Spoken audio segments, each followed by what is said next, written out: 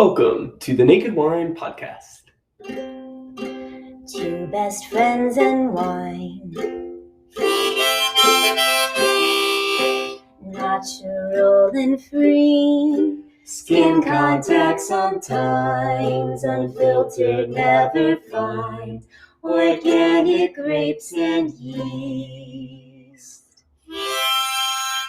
Oh! Hi, welcome. Hello again, friends. Welcome to episode number 14 of the Naked Wine Podcast.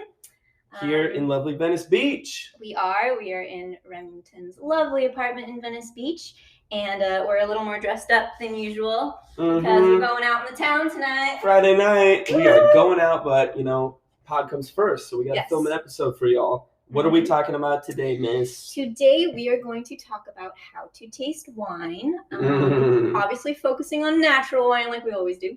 Yes, but we're going to walk you through some of the proper steps on how to taste wine without getting too snooty and official. Yes. And then we're going to talk about some of the things you might notice when drinking natural wine. Some possible faults or some pleasant surprises when it's done like artfully and in low doses. We'll get into that. Well, do you want to show them the bottle of wine we're drinking first? So I haven't even had a taste yet because I'm going to try to follow the tasting notes. So here we go for YouTube. This is Matthew Coste or Domaine Coste from the Loire, France. Yep. This is MC2 2017. So it's a 50-50 blend of Gamay, Pinot Noir, and imported by Merchants of Thirst. This is one of them, so you can look at that label for the YouTubers to look at when you're in the wine store. Merchants of Thirst, bring that good natty shit, and we love it. You can trust them. Thank you, Merchants of Thirst. This one's pretty special. This guy is in the Loire. He's a grower-maker, so he farms his own grapes organically and works with his father. This one's called MC2 for both him and his dad's initials, so squared. Oh, that's cute. Kind of has like an Albert Einstein-y. I like that. And he's dreaming off in dreamland. His wine glass has like a moon and some birds and different animals and scribbles coming out of of the wine glass. That's kind of like one of those stereotypical spunky labels that that's like, hey, there's not a giant chateau on there. This might be a natural. All right, well, we have a lot to cover, so we're just going to hop right into this, and we are going to kind of talk about how to taste wine. So it's really important to just make sure you have all the things you need. Obviously, wine, a nice clean wine glass. You want a clean space where you can taste that's got decent lighting. You don't really want any intense aromas in the room, like a heavy perfume or like garlic cooking on the stove or whatever, because it can kind of tamper with, how you're trying to smell the wine. You could have like a notepad and pen if you want to make notes. I like doing that. You could have a spittoon, which is basically like a bucket or a cup, something you could spit the wine out into after you're done tasting it if you don't want to swallow it. That's if you're tasting a lot of wine. I don't like to waste wine. And if it's like a lunch break before a big meeting on a Tuesday, the spittoon comes in handy. So let's hop right in. The first thing you want to do is look at the wine. So we're looking at the appearance of the wine. So here's our wine glass. I'll show you. So you kind of want to see, you want to ask yourself, like, what color is it? Is it clear or hazy? Is there any sediment in there? Can you see through it? If so, how easily? A good way to look at it helps if you can kind of find a white background, like we've got a white wall here, and tilt the wine glass a little, and you can kind of look at it. So here's what you're looking for. You're looking for intensity, which that basically just means like how much you can or can't see through the wine. So if it's kind of clear, it's not super intense, but if it's like blood, if you can see through it and like read writing on the other side, then that would be pale intensity. Okay. And deep is if you can't see through it at all, and then there's medium. So pale, medium, or deep. This one it looks medium deep. Medium deep. Yep. Little, I can see through it just barely when I'm holding it up to the light. Yeah.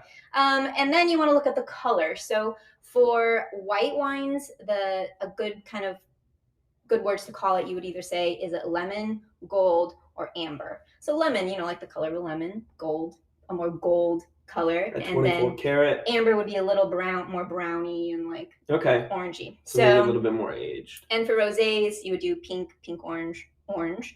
But for red wines, which we're drinking a red, the categories are purple, ruby, garnet, and tawny.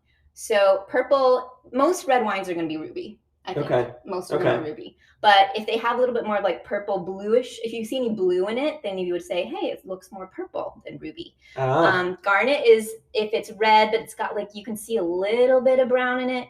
And then tawny is if it's like, it's looking like a very aged, more brown oxidized, like sherries and ports can be tawny. This one? I bet the color like also gives way to like how what type aged. of grape, how it's aged, like you can maybe start making guesses on like what varietal or grape they're using. So I would say this is ruby. It does have just the titch of some like ruby to garnet brown tones in there. So somewhere between ruby and garnet for it is a 2017, and generally if you drink a super old wine, it'll fade in its bluish purpley appearance to a little bit more brown tawny over time. So this one's not super old, 4 years old, but it definitely has a titch of brown in it. And for natural wines, if you look at this one, it's kind of hard to see in the video, but it does look a little hazy. That's because this wine is unfined and unfiltered. Totally. And so for natural wines, that's very common, and we love that. So for us drinking a natural wine, seeing that it's a little hazy is a good thing. It's a bonus. It's wonderful. Bonus. Double bonus if you get some specks flying around in there. Now sediments. I've had some pet gnats that are like, oh, holy a mouthful yeast chips. It's like crazy town, and sometimes that gets to be a little bit much. But you know, I don't mind a little bit of unfined, unfiltered sediment in my wine. The next thing you want to do is you're going to smell the wine, but before you swirl it a ton, just like slowly bring it to your nose and inhale, and just note like when you start smelling the wine, like wow. Could you smell it way back here? Maybe like a fistful way. Did your nose have to be all the way in the glass before you smelled it? And we're just trying to see what the intensity of the smell is. Okay. So if you're, what do you rate that on? Like a light, medium, or pronounced? Oh wow. So if your nose had to be all the way in the glass to smell it, it's going to be light in its intensity. If it's kind of like, close to the glass, medium. If your nose is really far away and you can smell the wine, then that's going to be very pronounced. So with this one, I think it's kind of medium. Medium. Yeah. Not pronounced, but like bordering, like you can definitely start to pick up some of the aromas. And then why don't you talk about swirling? Oh, well, hold it by the stem.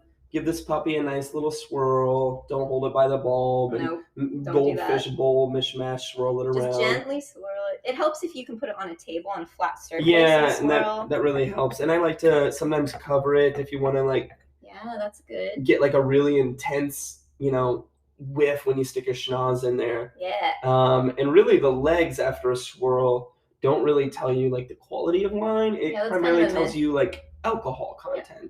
Big, like streaky legs, higher the alcohol. All right, so we've swirled and hopefully not spilled all over our nice clothes. Now you smell it. So get your nose way up in there. Damn. Woo, there is a lot going on there. Okay, I'm just going to shoot from the hip here. Go for it. Cocoa. For some reason, it's like really strong on this one. I've had this bottle before, and we can talk about Brett's Brettanomyces, which might be the cause for like some barnyard funk or hay that people talk about. I've picked that up a lot more in the past, but since this is an unfiltered, unfined wine, and they put 0 parts per million SO2, so no preservatives at all. Sometimes Brett is present, sometimes Brettanomyces is not, and I don't really pick up a ton of like funkiness on this one. Yeah, so one thing that's helpful. And by funkiness, I mean on the like barnyard type of scale of funkiness. So when basically you can break it down like this if you want to. You could break it down into primary aromas, secondary aromas, and tertiary aromas. And primary aromas, this is going to go the same for when we're tasting. It'll be the primary flavors, the secondary, and the tertiary. But all it means is primary is like the things that you smell that's actually the grape or what happened in alcoholic fermentation, like when the grapes are all chilling together. And I'll just like throw some things out there. You could smell floral, which is like rose or violet, green fruits, apple, pear, citrus, which would be more like grapefruits and lemons. Oranges, lemons, limes. You could do stone fruit, which is like peach and apricot and nectarines, plums. Tropical fruit would be bananas, mango, and pineapple, and lychee. Passion fruit. You could do small red fruits, cranberries, raspberries, strawberries, red cherry, red plum. And those are all kind of the first things you want to try to see if you can smell. And you just call them out, however you see it. And there's no wrong answer unless you're being tested on it. Like but otherwise, literally, there's no wrong answer. So for this, I do get like red fruit. I think I could get a little bit of like a cranberry or raspberry vibe. Yeah. Maybe red plum. Since it is a Pinot Noir Gamay mix, Pinot Noir tends to lend, I think, some like, what do they call them? Black fruit or blue fruits as well? Yeah, so black fruit would be like black currants, blackberry, blueberry, black plum. You could get herbaceous notes, herbal notes, spice notes, ripeness. Yeah, I definitely get those are all primary as well. I'm getting like spice mixed with cocoa and red fruit and black fruits. There's something like after you cover this and swirl it around, there's some like real intense aroma that I can't stick my. I can't put my Let's get into secondary aromas because I think that's what you're picking up on, which is awesome. So secondary aromas this is going to be like the aromas and flavors post-fermentation that can happen. They can be from yeast, how much contact the wine has had. It can be from lactic conversion. It can be from oak.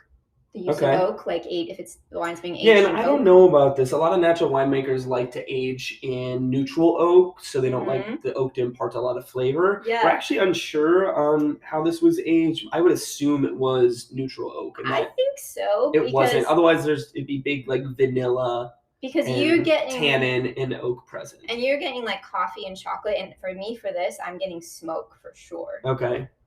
Just a little bit. And to back up and talk about yeast for a little bit, like if you're a champagne lover and you love that brioche, bready bubbles, it's generally because of the yeast. The champagne that might have spent more time on its lees. And then we can get into tertiary aromas and flavors. And this normally comes from the aging of the wine. So what's happening when it's being aged in the bottle. So with red wine, sometimes with aging, you can get dried fruit and leather, earth, mushrooms, meat, tobacco, wet leaves. From extended aging. Forest floor, that kind of stuff. With white wine, it's more like marmalade. Sometimes you can get like a gasoline vibe. Petrol, I totally picked that up. Or even like ginger, nutmeg, almond, hazelnut. So bordering along the lines of like some cherries. Yes, exactly.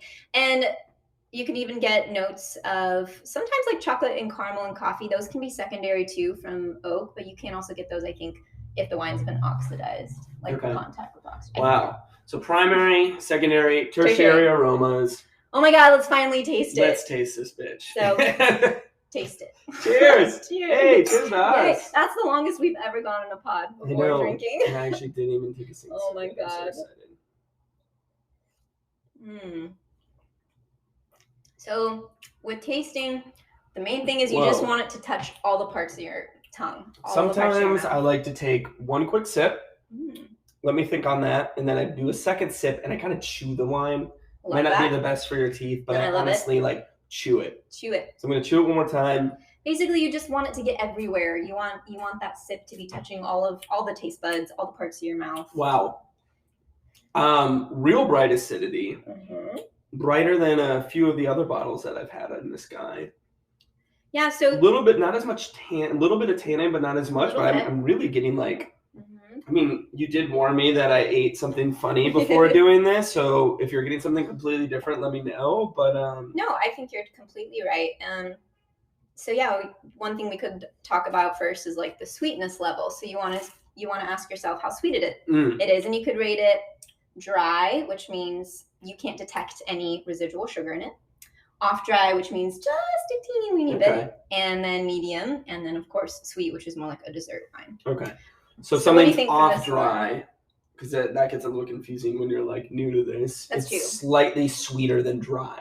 Yes. Wherein like champagne, a little bit. Brut is dry, but extra brut is drier than brut. But when you're talking about the sweetness scale, off dry is sweeter than dry. Yeah. Okay. So for red wine, for this, off dry would be sweeter than dry. But I would call this definitely a dry wine. Most red wines are, I would say, are dry or off dry. Yeah. And then acidity, which you jumped on right Oh, away. man, We this thing was love like- acidity. we generally go for like something that has Higher. punches with a Yes. nice acidity. Tannins are balanced, but not like gripping your tongue. Yes. And when we say acidity, that just means like how much it makes your mouth water. Like think about when you bite into a lemon. Mhm. How much is your mouth watering? If you're not getting a lot of that watery, lemony feeling, then you would say low acidity. If your mouth continues watering after you've swallowed or spit for a while, that's high acidity. I would say this is like medium plus. Definitely medium. Yeah, medium or medium plus. Yeah. Yeah, it's I'm surprised by the acidity. I like it. It's pleasant, but I was kind of hoping for like a little bit more balance and a little bit more tannin present. Okay. But So tannin is the next thing. That's good. Yeah, I agree. I would say probably low on the tannins for this one. Maybe low medium, something like that. What do you think? Yeah, I would agree. It's not like jumping out super high in my face. And tannin, the way that you kind of feel that in your mouth is that like astringent feeling where you're like the dry feeling on your tongue. I guess I would describe it. Yeah, like if you've ever drank black tea before. Yes, great example. Black tea, like if sometimes, and it also gives you a little headache sometimes, oddly. But like drinking black tea and how that feeling on your tongue where it like grips it or almost dries it out. Different than on the sides of your tongue, in my personal opinion, with acidity. Like acidity kind of hits me here, where the tannin will kind of just really grips my tongue. And then alcohol level. So that's kind of like that alcohol burning sensation in your mouth. You want to try to see if you can detect if it's low, medium. I mean, hell, we've been in college before. You've been past that plastic bottle of vodka. Yep. You took that swig and your eyes watered because of the burn. Yeah, so clearly alcohol was high and present. This certainly is like medium, I would say. Yeah, wines totally vary. Wines vary from like 7% to 15% alcohol. And most natural producers are a little lower. So once again, this Domaine Coste MC2 was made with spontaneous fermentation. It's 12.5. Yep, 12.5. Used with native yeast. So most of the time when you're using native yeast, which we're super big fans of, in my opinion, it's part of the terroir of a wine. So I think it's super important. A little bit harder to control. But generally, when you're using native yeast, you have lower alcohol wines. So like 12.5 to 13 and below. So then we can kind of talk about body, which just means like how structured is it? How much is it filling up your mouth? And that can have to do with a lot of things. It can have to do, it could be the acidity levels, the tannin levels, the alcohol levels. Kind of a combo of them? It's a combo. I mean, I think for me, if the wine is a little higher in alcohol, which normally means a little higher in sugar, that can kind of give a more of a mouth full like feeling. that stereotypical Cali Cab that like tastes like raspberry jam. You'd call that full bodied. Yeah, and that's just like in your mouth and it's like voluptuous and silky and clearly there's some sugar in there. It's delicious. This is light to medium for me. Medium maybe in body. Yeah, light to medium. Probably not medium or more, but like definitely not. Yeah. And then flavor intensity. We kind of talked about that with aromas. I think it's how strong the flavor is. How strong the flavor medium. is. I would say it's pretty average. And then the finish. And what finish means is how long do the flavors, so not the acidity, not the tannins, how long do the flavors stay in your mouth after you swallow? How long does that party parade linger? Do you have to let it linger? That was good. Wow, that wasn't planned. That wasn't even planned. Should we do a Janet Nip slip? Yeah. Back to wine. That wasn't even planned. I promise. Okay. Cheers. Some good potting there. All right. Yeah. So let's talk about what we taste in the wine, and you can go back to the bazillion things. Primary, so like secondary, tertiary, or you just spitball. Like you could go fruit roll up, Gushers pack. Yeah. Lunchable. Do you get Lunchable? Or I totally get the ham and cheese Ritz cracker Lunchable with the Snickers dessert on the side. See, I get so much in the aftertaste. I get like barbecue or smoke. Okay. Not like the meat part of barbecue, but like the backyard cookout in my mouth. Serious tasty notes. Cranberry. Yep. Raspberry. Definitely. Like blueberry. Plum. For me, some cocoa. Yeah, like some plums. I guess like some dark fruited stone fruits. Red fruit, dark fruit. But on a fun tasting note, spice for sure. Because of the high acidity and like red fruits that I'm getting like some sort of candy that I can't quite put my finger on. Which can be pretty common with the Gamay too. Yeah. To get candy notes. It's definitely not like super stereotypical Gamay. I like that this is a nice 50-50 blend. Gamay Pinot Noir. I do. I like that playful. Too. Yeah, and then I do kind of get a little bit of like a earthy vibe at the very end. Sorry for you listeners out there. The camera just fell over. And for the YouTubers, you just saw that happen. But anyway, when you're tasting, you also go through primary, secondary, and tertiary characteristics as well. You can. Okay. Yeah. I mean, I find it helpful to do it in that order. Sometimes, though, like for me at least, I'm cutting off your head a little bit. Sometimes, for me at least, I find that I can taste the more secondary and tertiary first. And I have to try to block it out of my brain. Yeah, because sometimes those are like, if it's been oak aged, just like literally all you can taste. Vanilla, sometimes. Sometimes it just like takes over. Yeah. But this, I mean, it has a little bit of aged characteristic because it is like 4 years old. It's not as crunchy. That's a common term. Because kind of meaning like, we had some 2020 wines last night, vintage 2020, and those were kind of crunchy. Those were crunchy. But what do we mean by crunchy, Miss? I mean, it's hard to describe. But you know it when you taste it. Yeah, you know it when you taste it. It's like fresh fruit that was picked. Yeah. Maybe even before peak ripeness, so it hasn't had time to like round out. It's just like poppy fruit instead of more like rounded, more mellowed fruit taste. That's kind of how I would put it. I think that was perfect. But basically, that's just like to get you started with wine tasting. You can obviously go way more technical with it and whatnot, but it's just like a general order and a good way to do things. Basically, you look at it, you smell it, you taste it, and you decide what you think about it. And I mean, you can get into like ratings. The 4 things you want to look at after you've done all the looking and smelling and tasting is the balance of the wine. And Rem touched on that. Just like, did one thing stand out too much? Like, was it too acidic and nothing else, or too much tannin and nothing else? Or was there a good balance of was it a nice harmony? And, was that orchestra hitting on all fronts? I would say this is definitely a balanced wine, so I would give it a check for balanced. Then length, and we talked about that too. Like, how long do the good flavors linger in your mouth? I get like a medium length. Yeah, medium. Not low, not long, but medium for sure. And then intensity, that's just how pronounced the primary, secondary, and tertiary notes were. Medium. I'd say it's pretty, it's not like blow your socks off, but it's definitely somewhat intense. And then complexity just basically means like, were you able to pick out notes in those all 3 categories? Were there tertiary and secondary notes, which I think there definitely were. Yeah, most definitely. I have a lot of bottles of this wine. I've often enjoyed it because of its complexity. I mean, this rings in from like at our local wine shop between, like 22 to 26, and it was like complex. And so if you can find a wine sub 30 that is like hitting on all those fronts and is semi-complex, buy a lot of it, because it's going to be something that you're going to want to drink a lot of. So you could rate a wine poor, acceptable, good, very good, outstanding. You don't have to do it outstanding. And normally, like the W set, some people say that if it gets 1 tick, then it's acceptable. 2 is good, 3 is very good, and 4 is outstanding. But with natural wine, I kind of disagree with that. So I think personally, you can rate it however you want.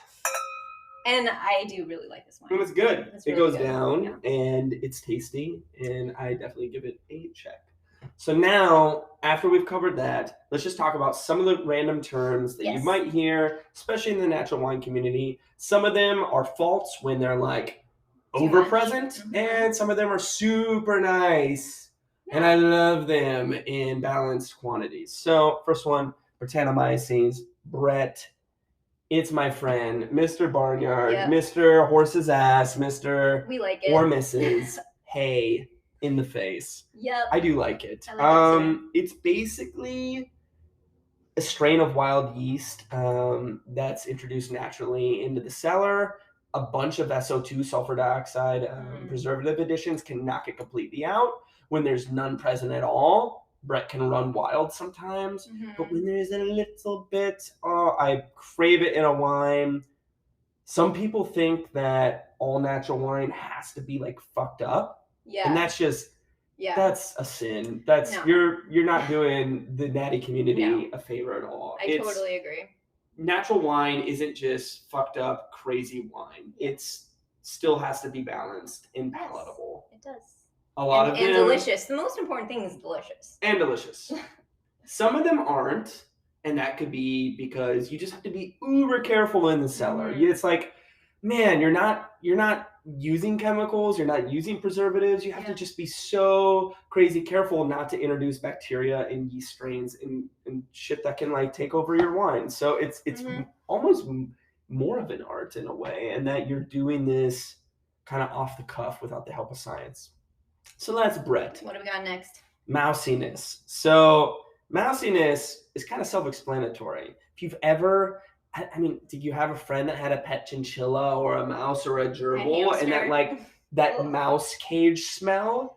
Yeah, you got it. That's what wine can sometimes smell like. It's mousiness kind of comes in on like the back of your tongue. Yeah. So like after you're drinking the wine, you put it in your mouth for a few seconds. It's kind of this retro nasal thing that you can pick up on, and it really can be quite off-putting. It can be off-putting. I mean, especially if it's super detectable. So, not a huge fan of mousiness. Sometimes that can blow off, but it can. I had a very mousy wine when I was in France recently, and I was very concerned when I first opened it. But I let it sit for about 30 minutes, and it blew off, and it was so good. So you never know. And once again, SO2 in heavy additions can block the mousiness. But then also, if you're doing a heavy dose or heavy hand of extra, SO2, sulfur dioxide preservatives, you can block some of the terroir, some of the liveliness and exciting parts of the wine. So we generally try to stay away from that in the natty wine community. VA, the third one, volatile acidity, is something in wine that can occur in the form of gas rather than a liquid. So it's that like nail polishy smell. A little volatile acidity, VA in wine is nice. It'll produce some of that medium type of acidity that we love and that we've learned to crave. Yes. But when there's a crap ton of it and you can't taste tannin and it's just a sweet tart in your mouth. Yeah, you don't want that. People can start to think that's what all natural wine is. But I do love a little bit of it, for sure. Yeah. Yeah, a little bit of VA is nice. Well, we're running out of time here, but we do have a couple more. We spoke about glue wine before. That's easy something drinking, you can just chug, toss down the hatch. Fruity and fun. Basically, French for glug glug. Yes. And lastly, terroir. And this is like a funny topic to talk about, but especially I like to say it a 1 minute. lot. Yeah, but basically the essence of the wine, the whole present. Where it was grown, its story, the ground it was grown in. The weather, the physical location. The mood of the bees. Did somebody kiss or did somebody have a breakup in the fields? Yes. Everything goes into it. And we should talk more about that later. We'll have to have a whole pod on terroir because, I'm in love with it. And I think it's super, super important. Especially in natural wine, I feel. Totally. So that kind of leads me to the last thing. Quick, our 60-second recap or our 2 cents on why we love and enjoy drinking natural wine. I'll go first. Go. I love it because it's more alive. I love when I taste a natural wine that is energetic, taste alive in my mouth, sometimes effervescent. It just has a sense of place. And it's not monotone and sterile, and on every tastes the same every vintage after vintage. It's more of a Dora the Explorer adventure. And you're my boots. What about you? I'll keep it quick. Totally agree with that. Also, I just like that there's more surprises. It's more unexpected, and I love that. I love things that are unique, and natural wine certainly is unique. So. We love it. Clearly, consistency is nice, but it can be boring for grandma and your mother-in-law. But it can be boring. Well, our friend's about to walk in. We gotta go have some fun. We gotta and drink party! more national wine. So hopefully you enjoyed those tips on Yes. how to taste wine, some of those natty wine terms. Mm-hmm. And always remember, folks, Go natty. or go home. Cheers. Cheers. Bye. Peace out.